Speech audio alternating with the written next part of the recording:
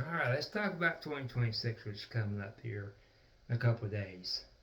Tomorrow's the 31st, which is Wednesday, Thursday's the 1st. So, my goal for 2026 is to learn as much as possible about food procurement. I've actually got kind of already started on it by making this. Why not have a fishing pole? That's to me movable parts. Yes, they make collapsible these days. They make poles that are small. Problem is, I hitchhike. This bag gets beat up a lot during hitchhiking. I've had to shove that thing into cars and be squished driving next to me because I couldn't sit up front because they already had a passenger. Or if this wasn't going all that well inside their car. Now I know that seems kind of strange, but it was almost like they're making cars smaller. And I was finding out they get in there long thin. If they were trying, they usually probably not let me do it, so I've done it a few times.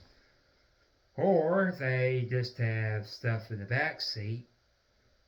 I could sit up front, but now we're trying to get the backpack and the trunk. And sometimes you gotta shove a little. And when people want to be nice to me, I've also let people help me take put the backpack up there. It's usually I set it on the ground, and I'm like, whew. And then I put it up there. Sometimes they do that for me, they're about like me. Usually I'm tired when I do it, I just throw it up there. They do the same thing. I've had it tossed out of the truck, which I did that once actually off the truck. I got the back truck ready to lift it up, and I stumbled on something that caused the backpack to hit the ground. You look at it, no big deal. Stuff backpack has right with all that. And all the stuff inside there.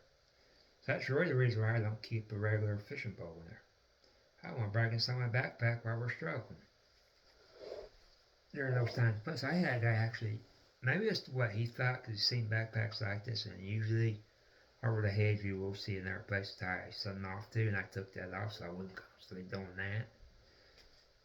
Oh, me and Chad, hey, there it is. And then I wouldn't have done without him. Too nervous about the pins. But I had my bedroll, and that's the way I'm more of a bottom guy with the bedroll than the top portion. Because I have to keep everything there on that. My tarps I have on there, all those rolled up blankets. It's just how I keep everything in that bedroll for them. So that's why. And you don't have to make one of these. You can just use this. And what's this? Is actually a fishing kit. I'll show it off sometimes. Around it's got hooks. It's got, oh, I don't know, split shot sinkers in them. And that's what it has in there. I'll keep a bobber or a cork, whatever you want to call it. And it can all go on the end of this line that's being held this handy rubber band. Bring it towards our mouth, be good. Another way to deal with it is snare. Now last time I said snare, there were some confused folks on here and they misunderstood me, that's fine. I do have to kind of learn what Donnie Dust did with his. I'm going to stick with the way he did it because he put it on there somehow or another. Like this. Making that as small as possible. And then basically, I believe, a stick and twisting and twisting it. And I think he had one end through. I have to watch the video, but the tail end, he cut on it. And it went through the loop where it was touching the rabbit's neck for every time the strawberry tightened up. And I kept on finding that sharp point. I think the best way to do a snare, and that's Joshua Earnhardt, he's a good teacher. Ray Bearded Green Beret. I like his style and the way he does things. Plus he's got a sense of humor. That helps with me. And he seems very laid back. So what he would do, same method, and I'll tell you stick with wire. It's just more manageable. Once you get it up, it will stay where you want it. Paracord won't do that by itself. It's got to have some help. So wire is your best bet with that. Well, what he did was he cut 2 7/9. I had to practice with that. One has to be longer than the other. You sharpen that end of your stick. And then, well, you pin in 7 knots first, and then sharpen the end of your stick. The longer part. Stick that part in the ground. The other one don't have to be as long. Just leave yourself enough length. And you can notch it if you want. In fact, I think he notched his. Josh Earnhardt did from Gray Bearded Green Beret. Long night me trying to make this video.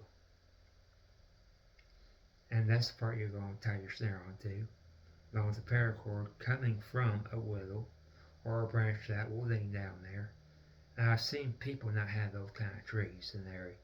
Just use a weight with paracord over, and it's swinging. Well, probably not swinging, but it's there. And I guarantee you, whatever gets into that snare, that's going up. And that's where you want it, off the ground, away from our birds. You're wanting that mill. The loop for a squirrel would have to be 2.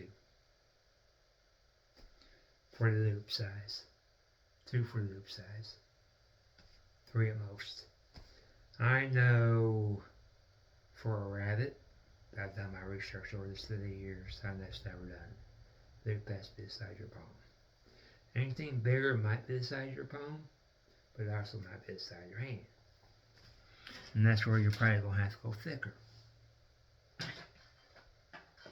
So I'm going to experiment with this a little bit, watching those Donnie Dust videos, because I like the way he did it. And a little bit of Josh Earnhardt thrown into it. Because I need to learn more about the 7 notches. I did it one time or another. In fact, you wouldn't ask me, I did the stick a little bit too short, because when you bring the weight, if you have weight over there, that sticking around has to stay in. So there's got to be a long stick in case it goes up a little.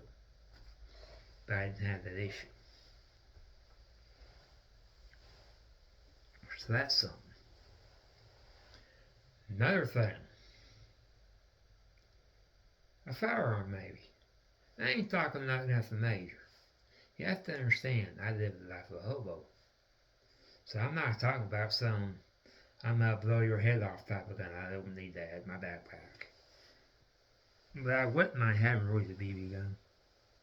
Now in big cities, I could still get in trouble with that thing. I have it unloaded, of course. You're not going to keep it loaded in your backpack. I don't care. Small town or not. Small cops, town cops will probably don't understand the BB gun. You tell them who you are, you tell them what you're doing. And some small town cops, and actually, that was pretty cool what I was doing in the name of freedom. And I document journey. So there is that. But then I question again. That BB gun's going to be like that fishing pole. Now I guess I could tell people that I have BB gun there, so it'll be a little more careful with my backpack. Because I don't want to damage that BB gun. That's how I literally stay alive. That, snares, and fishing. And I'm going to be some kind of handgun. BB gun, because a rifle BB gun. Like that one out of that Christmas movie. Christmas Story. He'll shoot your eye out. I think he actually nearly did, didn't he? The glasses got ruined because of it. For his glasses he would have. But you guys see the backpack, so I'm not going to drag you over there. So yeah, that's my goal for 2026, to learn much about food procurement. It's neat to know the rest of it, but without food. Well, I'm going to get out here, folks. Happy New Year. New Year. I can't talk all of a sudden. I've been talking too much. I've been trying to do this video. This is like 5 billion takes of this. Me trying to shorten it up. I think I've managed. You guys know what to do. Hit the all notification. Well, first like the video. Subscribe. Hit the all notification bell. Please drop me a comment. I do appreciate the comments. We do all learn off each other. And another thing. Share the video out, please. Appreciate y'all watching, and Happy New Year. New Year. Yeah, I've been talking too much. I'm out of here.